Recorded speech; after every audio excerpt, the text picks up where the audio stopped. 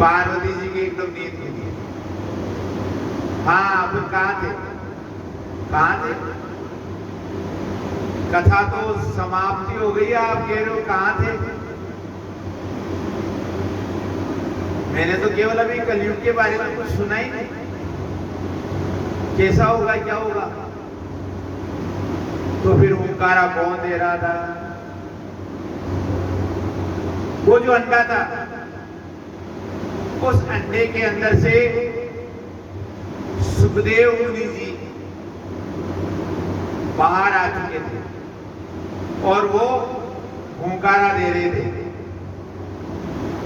भगवान ने कहा ये कथा किसी और ने सुन ली पार्वती, मैंने कहा था कथा मत सुन, लेकिन कहते हैं ना बाल हट, त्रिया हट और राजहट, ऋषि हट, ये बड़े खतरनाक हट होते हैं। तेरे हट के पीछे मेरे को झुकना पड़ा और मेरे को तेरे को कथा सुनानी पड़ी।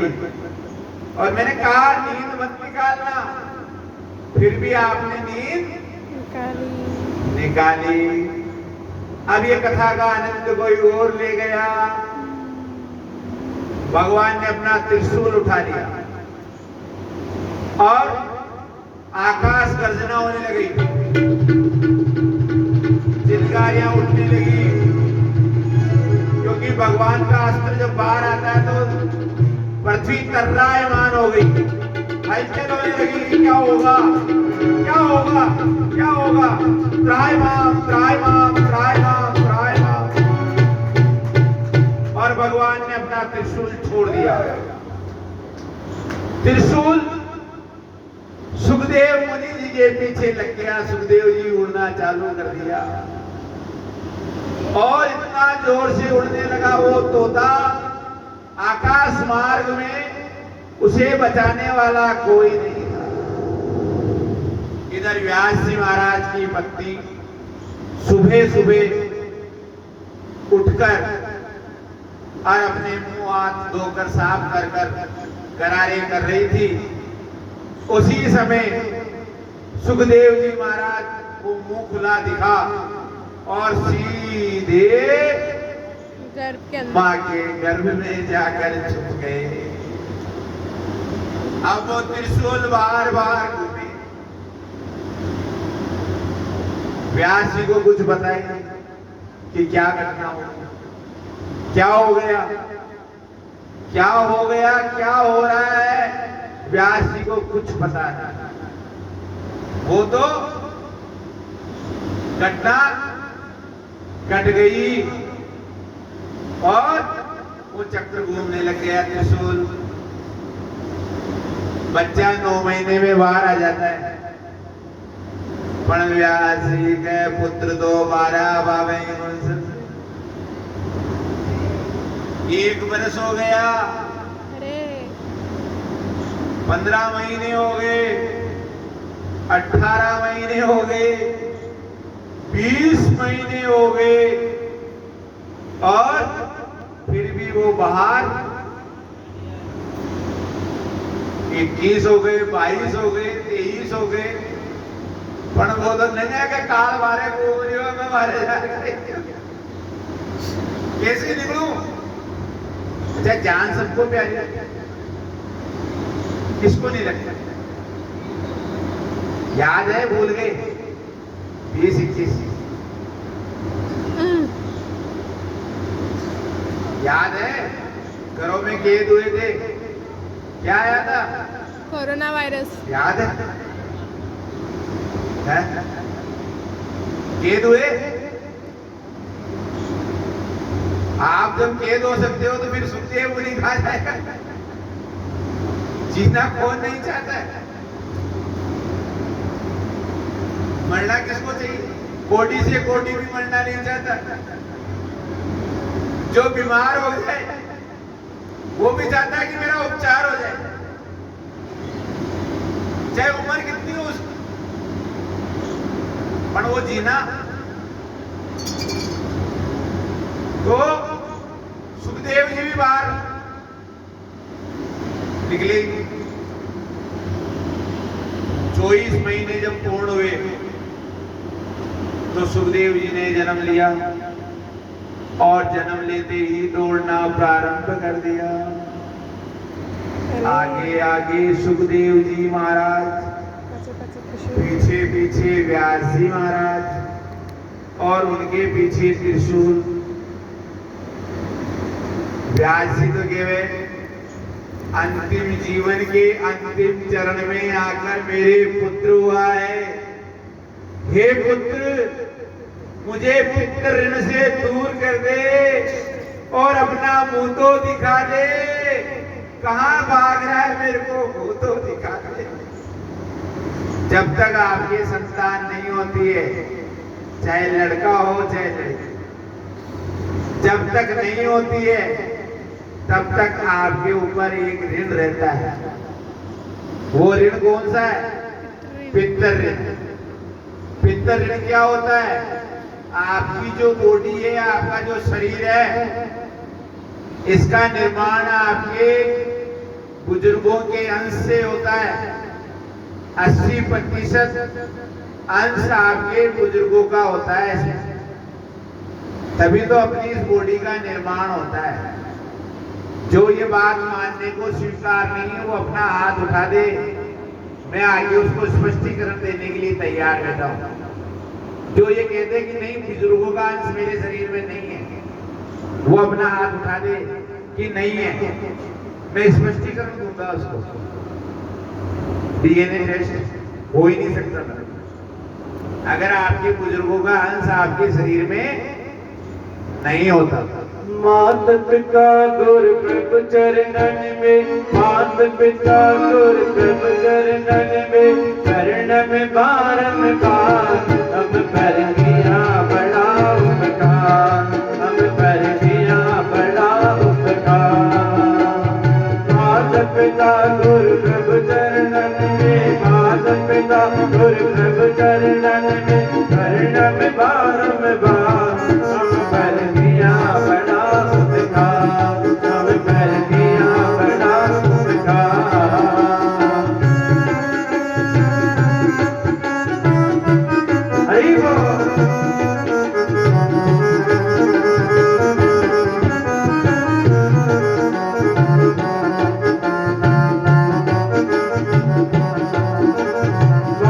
पिता गुरु प्रभु चरणन में, मात पिता गुरु प्रभु चरणन में, चरण में बारंबार हम पर किया बड़ा उपकार, हम पर किया बड़ा उपकार।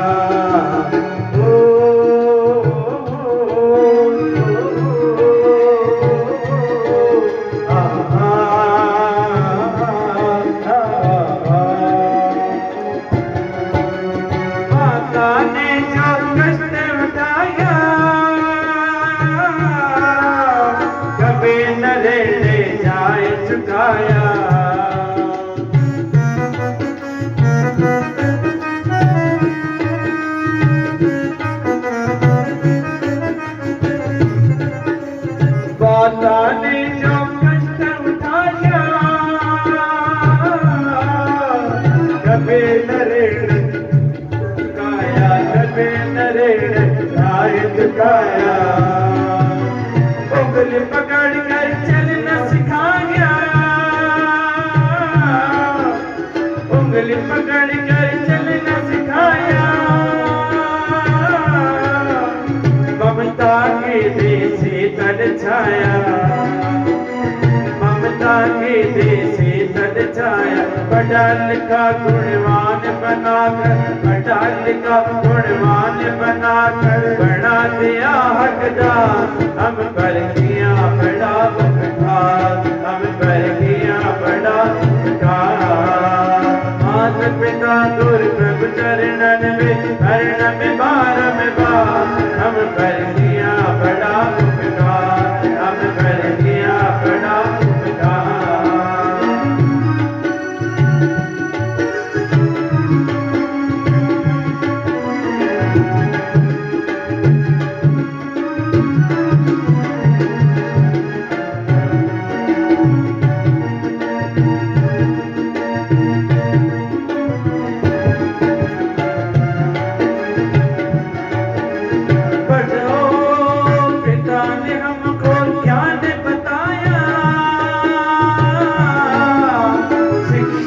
देगी शीतल छाया। पिता ने हमको ज्ञान बताया, कबीर नरेश ने न्याय चुकाया। पढ़ा लिखा गुणवान बनाकर, पढ़ा लिखा गुणवान बनाकर बना दिया हमदा, हम पर किया बड़ा उपकार, हम पर किया बड़ा उपकार।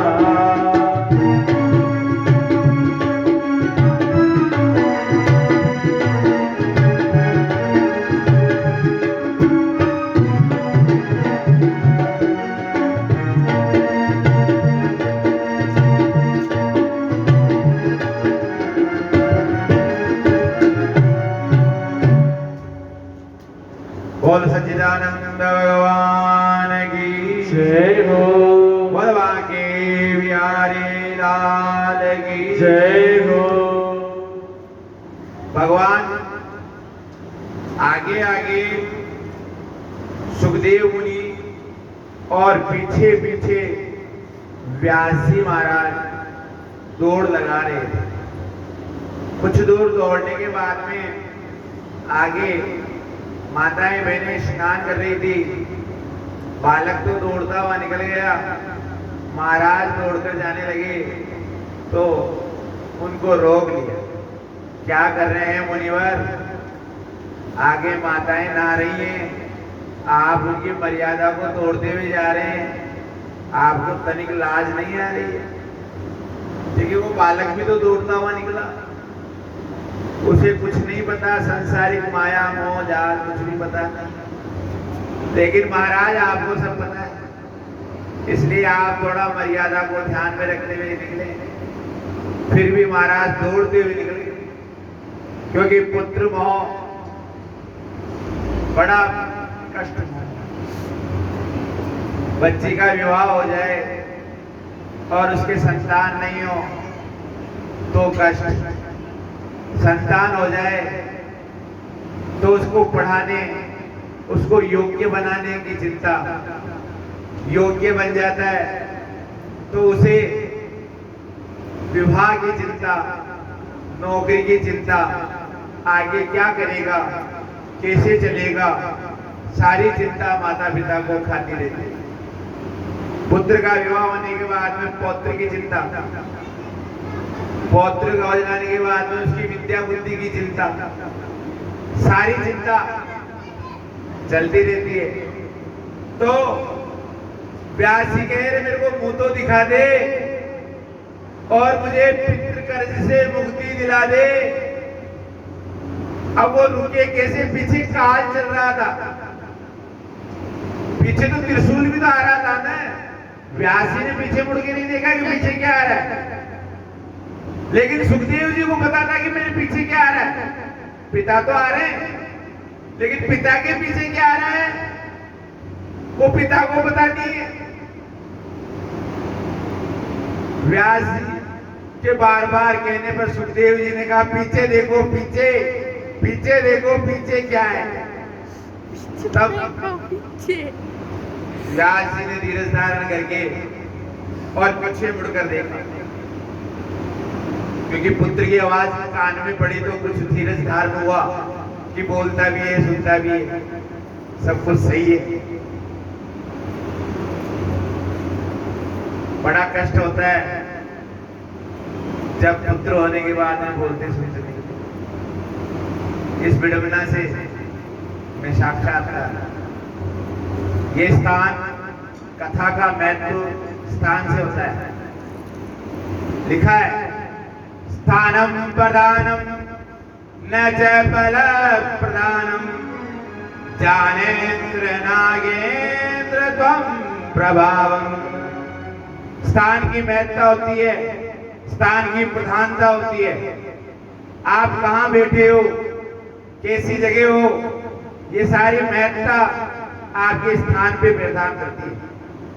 अगर आप सुनार की दुकान में बैठे हो तो आपके देखने वाले के भाव क्या प्रकट होगा? ज्वेलरी बनवा रहे हैं भाभी जी। आप कपड़े की दुकान में बैठे होंगे तो क्या भाव प्रकट होगा?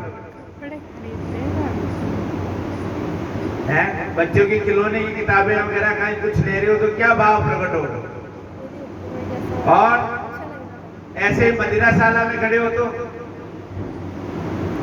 और वैसे ही मंदिर में खड़े हो तो, अलग अलग स्थान प्रधान होता है, स्थान की महत्ता होती है।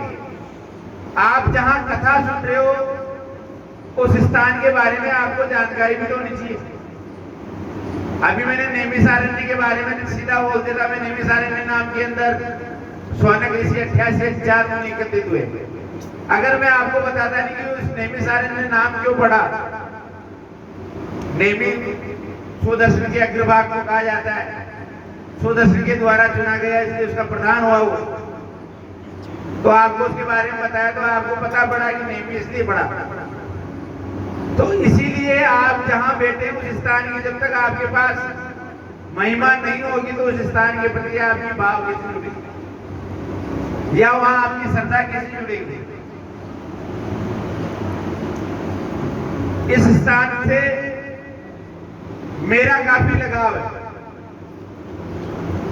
ये मेरा खुद का परिचय देने जा रहा हूं मैं आपको, भागवत से थोड़ा सा बाहर निकाल के आपको ला रहा हूं। इस स्थान की महिमा बड़ी प्यारी है। जब पृथ्वी का निर्माण हुआ, देवताओं ने जाकर ब्रह्मा जी को कहा कि हे ब्रह्मदेव, पृथ्वी का निर्माण हो चुका है और पृथ्वी के ऊपर आपको हवन करना है, क्योंकि बिना हवन के शुद्धि नहीं होती है। आप भवन निर्माण करवाते हो, आपका मकान बनवाते हो, और उस मकान में अगर हवन नहीं होता है तो वो मकान शुद्ध नहीं होता है। हर व्यक्ति को साल में एक बार अपने मकान में हवन जरूर करवाना चाहिए। इसीलिए तो भगवान ने 2 नवरात्रे बनाए, 2 गुप्त नवरात्रे बनाए कि हवन नहीं कराएगा जोत तो करेगा घर में, मातेश्वरी जगदम्बा को याद तो करेगा, जगत नव दुर्गा को याद तो करेगा, इस बहाने घी का होम तो करेगा। आप कंडे के ऊपर घी डालते हैं, वैज्ञानिक प्रश्न है, आप कंडे पर अब अगर घी डालते हैं कौन सी ऑक्सीजन बनती है? कार्बन, नाइट्रोजन बनती है क्या? कार्बन ऑटो बनती है ऑक्सीजन। अगर आप कंडे पर घी डालोगे तो ऑक्सीजन का निर्माण होगा। तभी तो कोरोना काल में आपको कहा गया था कि अपने अपने घर के ऊपर कंडे जला के उसमें हवन सामग्री और घी डालो। क्यों कहा गया था? उससे ऑक्सीजन बनेगी। अच्छा, मकान को भी ऑक्सीजन चाहिए। जब पृथ्वी का निर्माण हुआ तो ब्रह्मा जी को कहा गया कि आपको हवन करना है, कहाँ करना है, कहाँ नहीं करना है, वो आपके ऊपर है। पृथ्वी इतनी बड़ी है, आपकी जहाँ इच्छा हो वहाँ हवन करो। नहीं पकड़ा हुआ मैंने। अब ब्रह्मा जी ने अपने हाथ का इधर आ गया तो आ गया, छोड़ आ दिया। गया वो पुष्प आ गया जना, आकाश मार्ग से पकड़ने तो आ गया। आता हुआ जिस स्थान को उसने चुना उस स्थान का नाम है पुष्कर। पुष्प के द्वारा चुना गया स्थान पुष्कर। उस पुष्प ने 3 ठप्पे खाए। पहला जहां आकर गिरा वो हुआ पुष्कर, अरे यहाँ पे रखना। दूसरा